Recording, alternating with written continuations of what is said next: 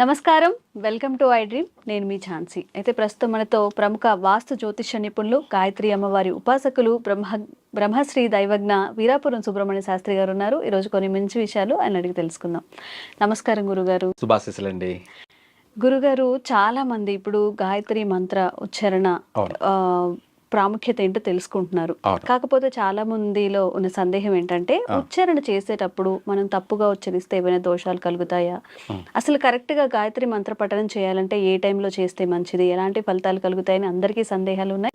ఈ రోజు మాకు గాయత్రి మంత్రం ఉచ్చారణ ఎలా చేయాలి, ఏ టైంలో మంచిది చేస్తే మంచిదో, ఆ గాయత్రి మంత్ర ఉచ్చారణ వల్ల కలిగే లాభాలు ఏంటో తెలియజేయండి. మీరు చాలా మంచి విషయం అడిగారు. ఇది మూలమైంది, ఈ విశ్వానికే మూలమైనటువంటిది. ఒక మాట చెప్పాలంటే ఈ విశ్వంలో ఈ మంత్రమే జీవము, చలనము. ఏమిటి? జీవము, చలనం, కదలికలు. కదలికలు అనగా ఏంటంటే గాలి ద్వారా కదా ఏదైనా కదలిక అని కొంతమంది అనుకుంటారు. ఆ గాలికైనా సరే ఏ టు జెడ్ అన్నిటికీ ప్రాణము, జీవము, కదలికలు ఈ మంత్రం. అయితే ఈ గాయత్రి మంత్రం అనేది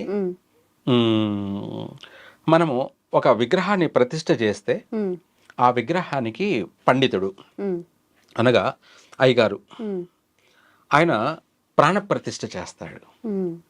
ఆ ప్రాణప్రతిష్ఠ చేసేటప్పుడు 10 మంది వినకుండా ఒక వస్త్రాన్ని అడ్డపెట్టుకొని ఆ విగ్రహానికి ఆ యొక్క మంత్ర ఉచ్చారణ చేస్తాడు. ప్రాణప్రతిష్ఠ మంత్రం. ఈ ప్రాణప్రతిష్ఠ అనేది ఆయన ఆ మంత్ర ఉచ్చారణ అనేది వాస్తవంగా చెప్పాలంటే గాయత్రి మంత్రం అన్నదే ప్రాణప్రతిష్ఠ. ఆ విగ్రహానికి జీవం వస్తుంది. గాయత్రి మంత్ర పఠనం వల్ల ఆ విగ్రహానికి జీవం వస్తుంది. చూసే వాళ్ళందరికీ రాతి విగ్రహం, కానీ అందులో ప్రాణం అనేది ఉంది, జీవం అనేది ఉంది. ఆ ప్రాణము, ఆ జీవము, ఆ కదలికలు అనేది ఉండడం వల్లనే ఆ గుడిలో శక్తి అనేది ఉద్భవిస్తుంది. పాజిటివ్ వైబ్రేషన్ అనేది ప్రజ్వలిస్తూ ఉంటుంది.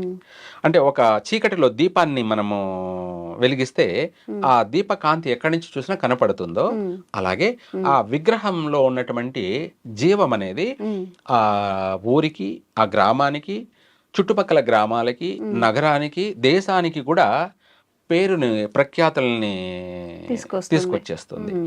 అంటే పలానా గుడిలో మనం పోయి ఆ గుడిలో మొక్కుకుంటే మనం కోరుకుంటే మన కోరిక నెరవేరుతుంది, మనం అనుకున్న పని జరుగుతుంది, సంతానం లేని వాళ్ళకి అక్కడ పోయి మొక్కుంటే సంతానం కలుగుతారు అని చెప్పేసి ఒక్కొక్క విశేషమైనటువంటి పేరు ప్రఖ్యాతుల్ని గడిస్తుంది ఆ దేవాలయం. ఒకరితో ప్రారంభమై వందల మంది, వేల మంది, లక్షల మంది కూడా ఆ దేవాలయానికి వెళ్ళే అవకాశం ఉంటుంది. ఎందుకు అంటే అక్కడ జీవం ఉంది కాబట్టి, ప్రాణం ఉంది కాబట్టి. ఇదే కాకుండా మనము మనిషియే కాకుండా ప్రతి ప్రాణికి కూడా కడుపులో కొన్ని మాసాల వరకే బొమ్మగా ఉంటుంది.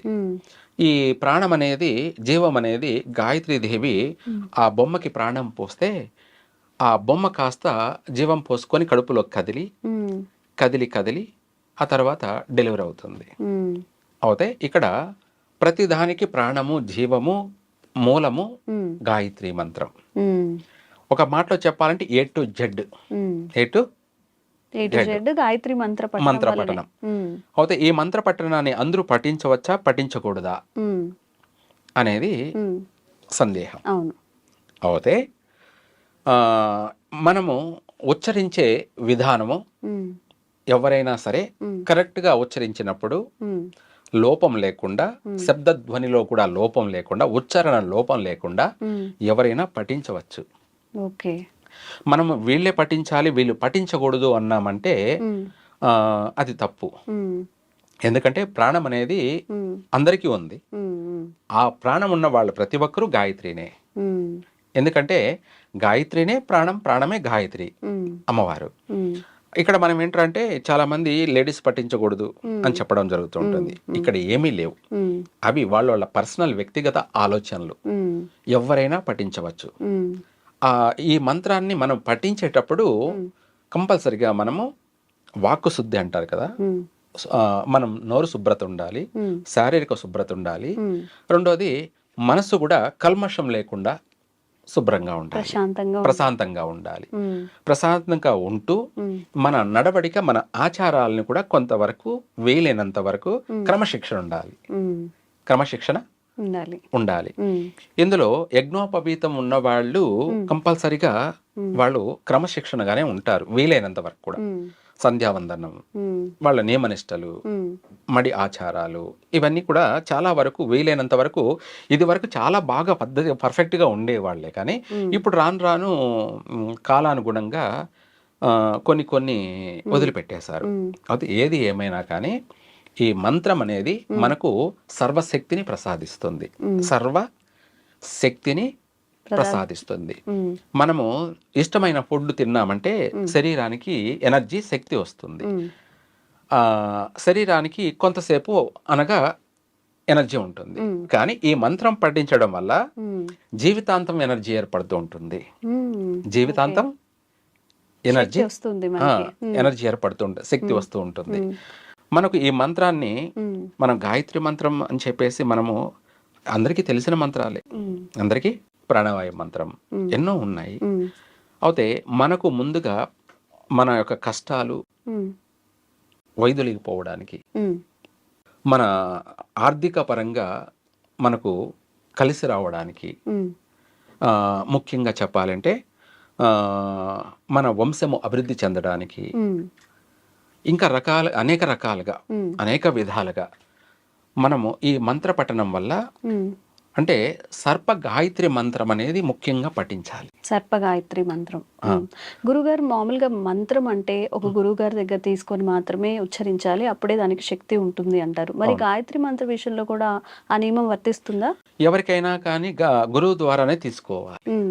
ఎందుకంటే మనం స్వతహాగా తీసుకోవడం కన్నా కూడా గురువు దగ్గర నుంచి తీసుకున్నట్టయితే ఆయన దగ్గర ఆ మంత్రాన్ని మనము స్వీకరించేటప్పుడు దానికి కొన్ని నియమాలు ఉంటాయి, ఆచారాలు, ఇవన్నీ కూడా పాటించమని చెప్పి ఆయన సలహా ఇస్తాడు. అవి ఎందుకోసం అంటే మన కోసం, మనము కట్టుబాటుగా జీవించడానికి కూడా, మనకు మంచి మార్గాన్ని నడవడానికి కూడా ఆయన ఉపదేశిస్తాడు. అంతేకాకుండా ఆయన కూడా అన్ని విధాల కఠోరంగా క్రమశిక్షణతో ఉండి ఆయన మంత్రాన్ని తెలియచేస్తాడు. కాబట్టి రెండు విధాల కూడా ఏది ఏమైనా క్రమశిక్షణ అనేది ముఖ్యం. ఏ విషయంలోనైనా క్రమశిక్షణ అనేది మన నియమాలు, మన ఆచారాలు, మన సిద్ధాంతాలు, మన యొక్క జీవన శైలి, మన యొక్క నడవడిక, మన విధి విధానం అనేది రీజన్ ఉండాలి. ఎవరు చెప్పినా ఇదే చెప్తారు. స్కూల్లో టీచర్ అంటే మనం ఇప్పుడు స్కూల్, అవి పూర్వం ఈ యొక్క వేదాలే అప్పుడు స్కూల్. అప్పుడు గురువులే ఇవన్నీ కూడా బోధించేవాళ్ళు. ఇప్పుడు వాటిని రాను రాను మన మోటివేషన్ చేసుకున్నాం, అంటే స్కూల్గా మనం ఏర్పాటు చేసుకున్నాం. అప్పుడు ఈ పండితులే, గురువులే ఆ పిల్లలకి అందరికీ కూడా విద్యాబోధన చేసేవాళ్ళు. అన్నీ కూడా ఆ విద్యాబోధనలు ఏంటంటే ముందు స్పిరిచువల్గా వాళ్ళకి అన్నిటినీ కూడా తెలియచేసేవాళ్ళు. అంటే మనిషి ఏ విధంగా నడుచుకోవాలి, ఏ విధంగా నడుచుకోకూడదు, మంచి ఏది, చెడు ఏది అనేటివి అన్నీ కూడా వాళ్ళు ముందుగా నేర్పించేవాళ్ళు. ఇంకా కూడా మనుషులను చదవడం నేర్పించేవాళ్ళు. అంటే ఒక మనిషిని చెడు చేస్తున్న వాడిని ఆదర్శంగా తీసుకొని చూపిస్తారు. ఇలా చేస్తే అది లోకానికి విరుద్ధము, వాళ్ళని చెడ్డవాళ్ళు అంటారు, మీరు అలా నడుచుకోకూడదు అని చెప్తారు. అలాగే మంచివాడిని కూడా ఆదర్శంగా తీసుకుంటారు, మంచివాడిని కూడా ఆదర్శంగా తీసుకుంటారు. ఈయన మంచి చేశాడు, 10 మందికి లోక కళ్యాణం చేశాడు, చీమకు కూడా హాని చేయనివాడు అని చెప్పేసి ఆయనను మీరు పరిగణలోకి తీసుకోవాలి అని చెప్పేసి వాళ్ళు ఇవన్నీ కూడా సాక్ష్యాలుగా నిర్ధారణ చేస్తూ వాళ్లకు జీవన విధి విధానాలన్నీ కూడా తెలియచేసేవాళ్ళు. సరే, ఇప్పుడు అవన్నీ పక్కన పెట్టేస్తే మనకు మంత్రం అనేది మన అభివృద్ధి కోసం, ఏదేమైనా ఎవరికైనా కానీ అభివృద్ధి అనేది జరగాలి. అభివృద్ధి జరిగినప్పుడే వాళ్లకు ఆధ్యాత్మికంగా కూడా ఆలోచన పెరుగుతుంది. ఎందుకంటే ఒక్కొక్క మనిషి నడవడిక ఒక్కొక్క రకం. ఏది ఏమైనా ప్రతి ఒక్కరికి అభివృద్ధి అనేది కావాలి. అవును, తప్పనిసరిగా కావాలి. ఆర్థిక పరంగా ముఖ్యంగా మరీను. అవును. ఆర్థిక పరంగా ముఖ్యంగా అభివృద్ధి అనేది కావాలి. అయితే సర్ప గాయత్రి మంత్రం అనేసి మనకు ఇది అత్యంత ముఖ్యమైనటువంటి మంత్రమే. ఈ మంత్రాన్ని ప్రతి ఒక్కరు కూడా పఠించవచ్చు. దేనికంటే ఆర్థిక పరంగా అభివృద్ధి చెందడం కోసం. ఇటు గాయత్రి, అటు సర్ప మంత్రం. ఎన్నో మంత్రాలు ఉంటాయి, కానీ ఈజీగా అర్థమయ్యే మంత్రం చెప్పడం బెటర్. ఎందుకంటే చాలా పెద్ద మంత్రాన్ని మనం చెప్పడం అందరూ పఠించలేరు. అందుకనేసి మనము ఆర్థికంగా బాగుండాలి, అటు సర్పదోషాలున్నా, పితృదోషాలున్నా, ఎటువంటి దోషాలున్నా కూడా, నరదృష్టి దోషమున్నా కూడా వైదొలిగిపోవాలి. గ్రహ దృష్టి దోషమున్నా వైదొలిగిపోతుంది. అలాగే గాయత్రి మంత్రం ఉండడం వల్ల మనకు లక్ష్మీ యోగం కలుగుతుంది. లక్ష్మీ యోగం కలుగుతుంది. ఆ మంత్రమే ఓం కర్కోటకాయ విద్మహే మమ ఐశ్వర్యప్రదాయ ధీమహి తన్నో సర్వ విషదృష్టి ప్రచోదయాత్ స్వాహ. ఇక్కడ ప్రచోదయాత్ అన్న చాలు. ఓం కర్కోటకాయ విద్మహే మమ ఐశ్వర్యప్రదాయ ధీమహి తన్నో సర్వ విషదృష్టి ప్రచోదయాత్. ఇక్కడ గాయత్రి సర్పమంత్రం. సర్పం అంటే మామూలుగా సర్పమే అనుకుంటారు. అనంతుడు, అనంత లక్ష్మి యోగం కలగాలంటే ఈ మంత్రం విశేషమైనటువంటి మంత్రం. ప్రతి ఒక్కరికి కావాల్సింది ఆర్థికమైనటువంటి యోగం. అందులోనూ అమ్మవారి యొక్క గాయత్రి కూడుకొని సర్పానుగ్రహం. మొత్తం మీద ఓవరాల్ గా చెప్పాలంటే అనంత లక్ష్మీ యోగం, అనంత లక్ష్మీ యోగం. ఎప్పుడు పఠించాలి గురుగారు ఈ మంత్రాన్ని? మనము సూర్యోదయానికి ముందు పఠించినట్టయితే తప్పకుండా ఫలిస్తుంది. లేదా సంధ్యా సమయం. సంధ్యా సమయము అనగా సాయంత్రం అనేది పగలు వెళ్ళిపోతూ చీకటి వచ్చే సంధి కాలం అంటారు, లేదా సాయంకాలము అంటారు, ముడి సంధ్యాల అంటారు. ఈ సమయంలో రెండు ముడి పడేటప్పుడు లక్ష్మీదేవి ప్రత్యక్షంగా ఆమె సంచారం చేస్తూ ఉంటుంది. దాన్నే దైవ సంచార సమయం అంటారు. ఆ సమయాన్ని దైవ సంచార సమయము, లక్ష్మీ సంచార సమయము.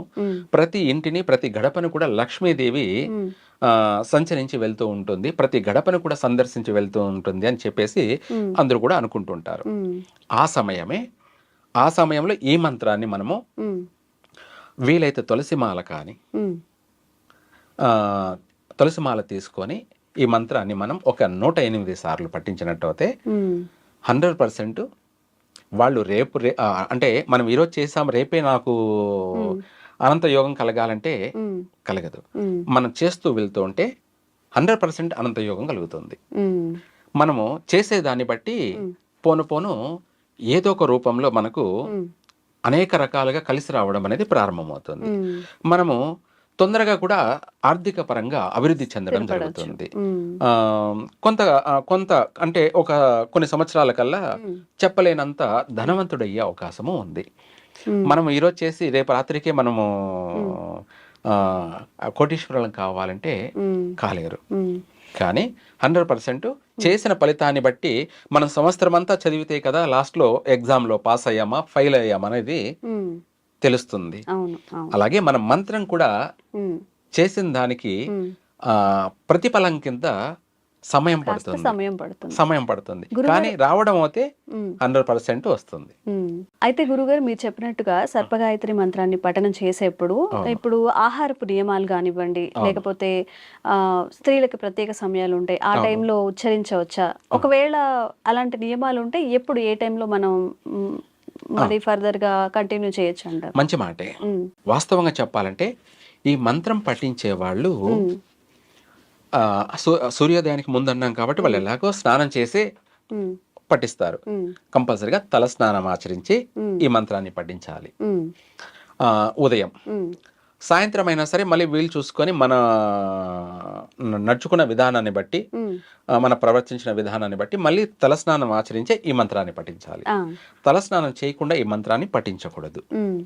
రెండోది, మీరు ఇందాక అన్నట్టుగా మాంసాహారం తినేవాళ్ళు ఈ మంత్రాన్ని పఠించవచ్చా అంటే వాస్తవంగా పఠించకూడదు. వాస్తవంగా పఠించకూడదు. ఒకవేళ పఠించాలి అనుకుంటే వాళ్ళు మాంసాహారాన్ని తినకూడదు. అది ఏమిటి, ఎప్పటి వరకు అంటే ఇందాక మనం అనుకున్నాం ఏమని, 108 మంత్ర జపం చేయాలి. ఆ మంత్ర జపం చేయాలి అనుకుంటే ఎన్ని రోజులు చేయాలనుకున్నారు అన్ని రోజులు మాంసాహారాన్ని ముట్టుకోకూడదు. ఓకే, మనం ఎన్ని రోజులైతే పఠిస్తామో అన్ని రోజుల వరకు ముట్టుకోకూడదు, పాటించాల్సిందే. మనం అన్ని రోజులు అంటే ఇప్పుడు దీక్ష అంటాం కదా, ఆ దీక్షలాగే ఈ మంత్రాన్ని కూడా అన్ని రోజుల వరకు కూడా మనము తినకూడదు. గురుగారు, ఇప్పుడు అందరికి వచ్చే సందేహం ఏంటంటే, ఇప్పుడు కొంతమంది చెప్తున్నారు అంటే ఆహారపు అలవాట్లు ఎవరి వాళ్ళకి ఉంటాయి, నాన్ వెజ్ తీసుకున్నా కానీ తలస్నానం చేయడం, ఆ నెక్స్ట్ డే పఠించుకోవచ్చు అని చెప్తున్నారు. అలాంటి వెసులుబాటు ఏమైనా ఉందా ఈ మంత్ర జపం? అట్లా ఏమి ఉండదండి, అలా ఏముండదు. వాస్తవంగా మీరు అన్నట్టుగా మనము ఇన్ని రోజులు ఈ మంత్రాన్ని పఠించాలి అనే ఒక నిర్ణయించుకున్నప్పుడు అన్ని రోజులు కండిషన్ ఉండాల్సిందే, క్రమశిక్షణ ఉండాల్సిందే. క్రమశిక్షణగా మనం ఒక 9 రోజులు, 11 రోజులు, లేకపోతే 27 రోజులు, 41 రోజు, లేదా 108 రోజులు అనుకున్నాం కాబట్టి అన్ని రోజులు క్రమశిక్షణగా పాటించాల్సిందే. మనము తినకూడదు, మనము చేయకూడదు, అలాగే మనం చేసి పెట్టకూడదు. వాస్తవంగా లేదు అనుకున్నప్పుడు మంత్రాన్ని చేయడం ఆపేయాలి. అది కూడా ప్రారంభమే చేయకూడదు. చేసేటప్పటికి కంపల్సరిగా మనము ఎన్ని రోజులు అయితే చేద్దాం అనుకున్నామో అన్ని రోజులు కంపల్సరిగా ఎటువంటి ఇంట్లో నాన్ వెజ్ చేయకూడదు. రెండోది, మన నడవడికి కూడా, మన మాట తీరు కూడా అతిగా ప్రవర్తించకూడదు. వీలైనంత వరకు మౌనంగా ఉండడం, అంటే అవసరాన్ని బట్టి మాట్లాడడం, మితంగా మాట్లాడడం, మితంగా భోజించడం మంచిది. అలాగే ప్రతిదీ కూడా కండిషన్ ఉండడం మంచిది. అంతేకాకుండా మనము జీవితాంతం తినకూడదా అని అంటే దానికి భయపడాల్సిన అవసరం లేదు. ఎందుకు అంటే మనం ఎన్ని రోజులు అయితే చేయాలనుకున్నాం అన్ని రోజులు చేసిన తర్వాత మళ్ళీ వాళ్ళ ఇష్టం, అది వాళ్ళ ఇష్టం. తినే వాళ్ళకి, అందరికి కాదు, అందరికి కాదు, తినే వాళ్ళకి, తినాలి అని అనుకునే వాళ్ళకి మంత్ర పఠనం అనేది ఇన్ని రోజులు మనం కండిషన్ పెట్టుకున్నాం కాబట్టి అన్ని రోజులు అయిపోయిన తర్వాత వాళ్ళ అభిప్రాయం. తినమని మనం చెప్పడం కూడా కరెక్ట్ కాదు. రెండోది, తినొద్దు అని చెప్పడానికి, ఎందుకంటే తినే వాళ్ళని తినొద్దు అంటే మనం ఏం చేస్తాం? అలాంటప్పుడు మంత్రం పఠించకపోవడం మంచిది. లేదు, మంత్రం ఎట్ట తిరిగి పఠించాలి, నేను బాగుపడాలి, మేము మా కుటుంబం చక్కగా అభివృద్ధి చెందాలి కదా అని అనుకుంటే మనం ఇన్ని రోజులు అనుకున్నట్టుగా కండిషన్ ప్రకారంగా వాళ్ళు ఆ మంత్ర పఠనం అంత వరకు కూడా ఎటువంటి అపచారాలు చేయకుండా పఠించి వాళ్ళు అనుకున్న పనులు నెరవేర్చుకొని తర్వాత కావాలంటే తినచ్చు. అంతే తప్ప మంత్రం అనేది ముఖ్యమైనది. ఎందుకంటే మనము మన కుటుంబం బాగుంటేనే కదా తర్వాత జీవితాంతం తినచ్చు కావాలంటే. ముందు మనం బాగుపడేదానికి మార్గం చూసుకోవాలి. మనం బాగుపడుతూ మనతో పాటు 10 మందిని బాగుపడేలాగా చూసుకోవాలి. ఇది ప్రతి ఒక్కరి కర్తవ్యం. గురుగారు, అయితే ఇంతకు ముందు మన పెద్దలు పొలంలో పనిచేసేటప్పుడు కానీ అప్పుడు ఏదైనా సర్పాన్ని చంపడం వల్ల సర్పదోషాలు కానీ శాపాలు కానీ కలుగుతాయి అంటారు. ఇప్పటికీ కూడా చాలా మంది మ్యారేజ్ విషయం లేట్ అవుతున్నా, ఒకవేళ పిల్లలు పుట్టకుండా ఉన్న వాళ్ళు సర్పదోషాలను ఎదుర్కొంటున్నారని చాలా మంది చెప్తూ ఉంటారు. మరి అసలు ఈ సర్పదోషాలు కానీ సర్పశాపాలు కానీ మనకి ఎందుకు వస్తాయి? ఒకవేళ మనకి ఆ శాపం ఉన్నట్టయితే మనం బయట ఎలా పడవచ్చు? ఏదైనా నియమాలు కానీ పూజలు కానీ చేసుకొని ఎలా బయటికి రావచ్చు? చాలా మంచి విషయమే. ఎందుకంటే సర్పము అన్నది కాలము. ఏమిటి?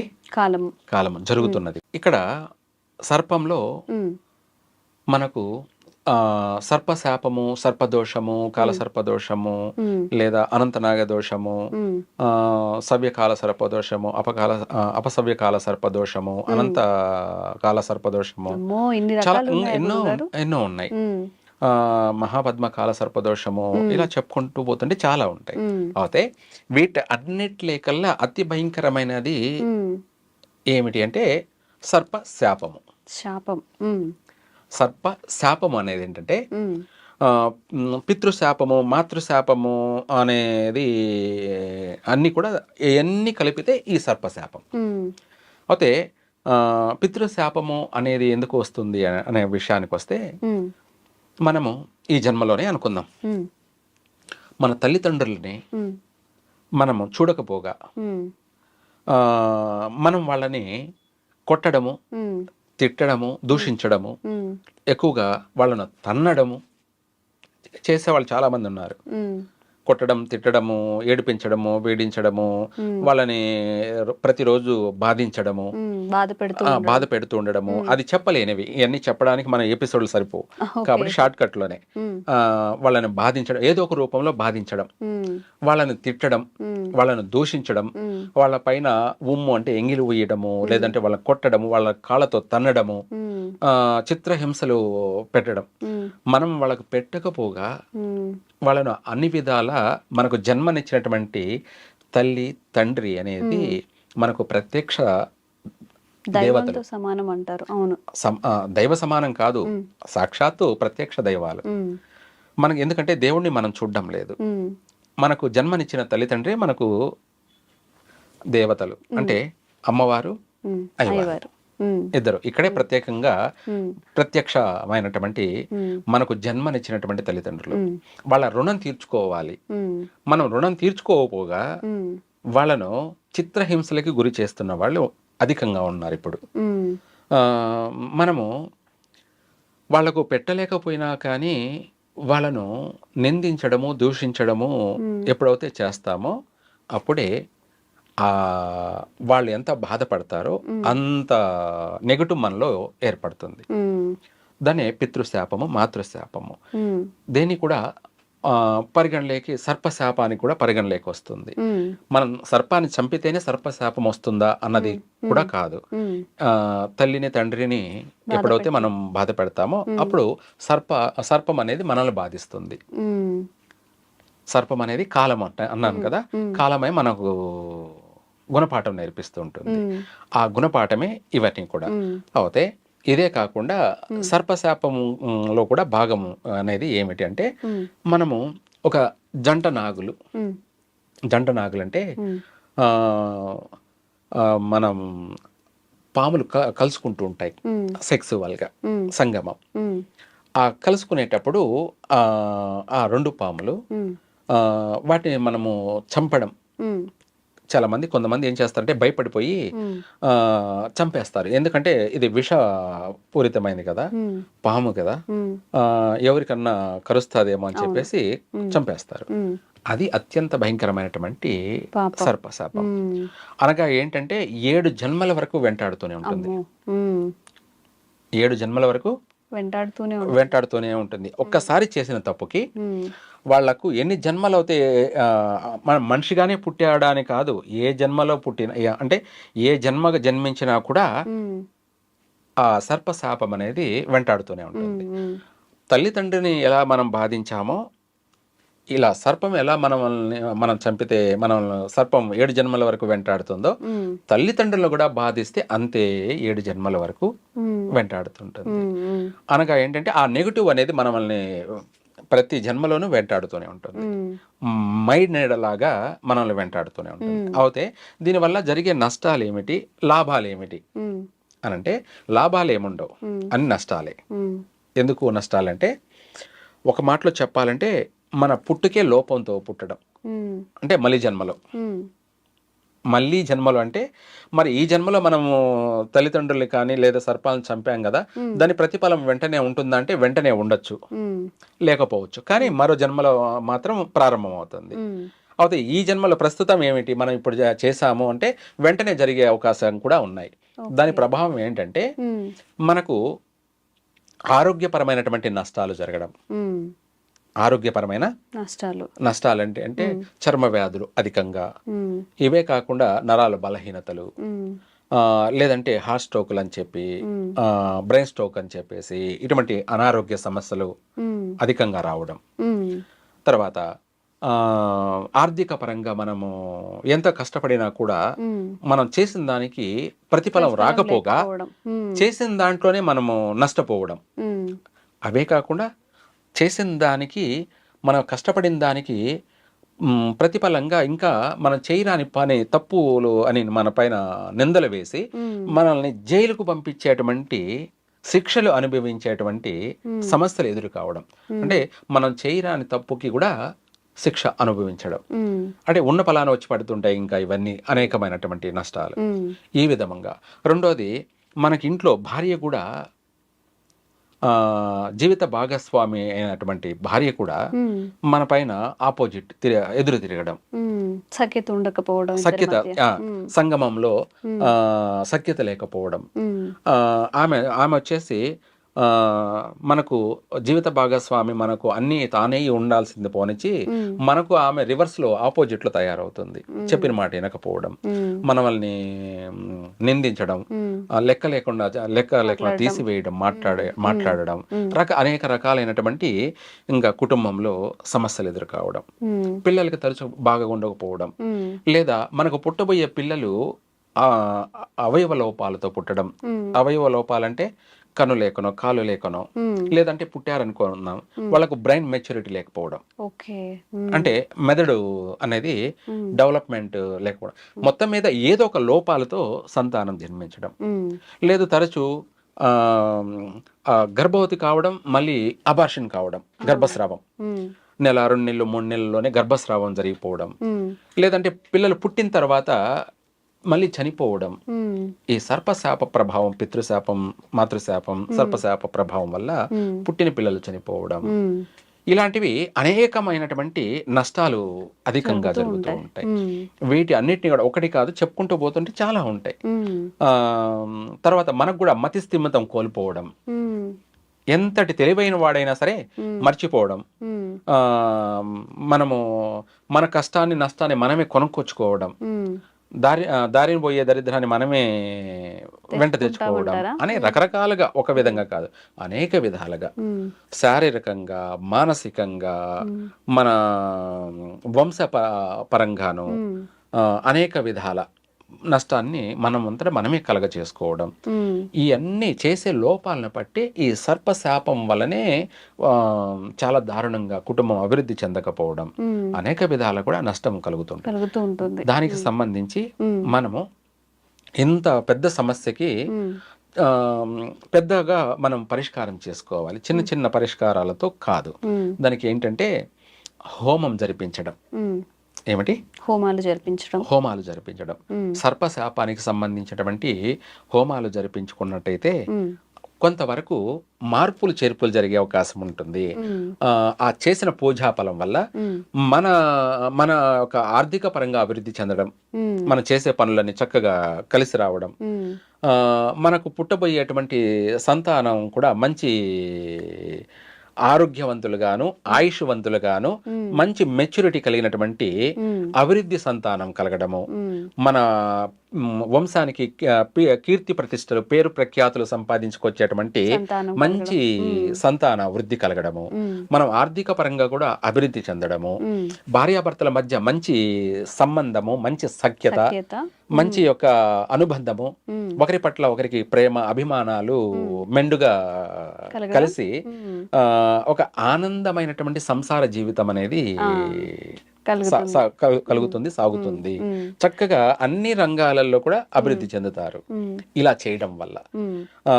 మనం ఇలా చేయకుండా మనం రోజు నిత్యం గుడికి తిరగడం అది కొంతవరకు ఉపశమనం. పూర్తిగా మనకు అన్ని విధాలకు కలిసి రావాలంటే హోమం జరిపించుకుంటే మంచిది. మన జీవితానికి సంబంధించి సరిపడా యోగం కలగాలంటే సర్పహోమం చేయడమే శ్రేయస్కరం. అన్ని విధాలా చక్కగా కలిసి వస్తుంది.